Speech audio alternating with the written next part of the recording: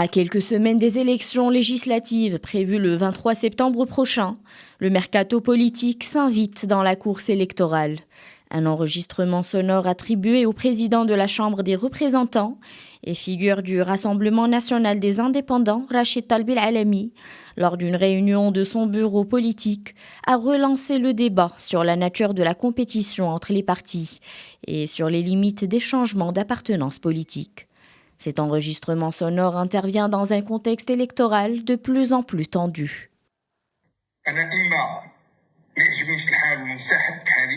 Personnellement, lorsque je ne suis pas satisfait, je préfère me retirer. Mais je considère aussi avoir une responsabilité historique envers ce parti que je me dois d'assumer. C'est pourquoi les membres du RNI doivent se mobiliser pour empêcher toute ingérence dans les affaires du parti, comme cela a pu être le cas avec ses anciens dirigeants. Une discussion qui devait rester à huis clos, mais qui s'est finalement retrouvée sur la place publique, sur fond d'escalade entre deux formations, pourtant alliées au sein du gouvernement. Le 25 août, le RNI a publié un communiqué dénonçant des tentatives de recrutement et des pressions visant certains de ses parlementaires élus et responsables.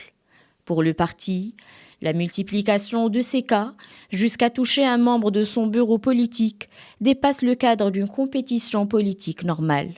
Le RNI appelle ainsi à une confrontation basée sur les programmes et les idées, plutôt que sur le recrutement de candidats.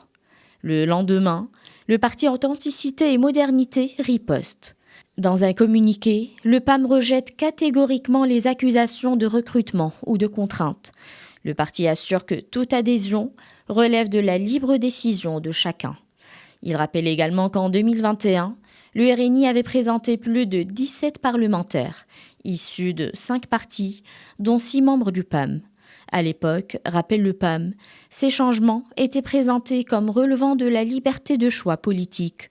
Fatema Zahra Al-Mansouri, l'une des leaders du parti du tracteur, a même déclaré que personnellement, elle n'est pas concernée par une éventuelle coalition avec le RNI au sein de la prochaine majorité, même si la décision revient au bureau politique.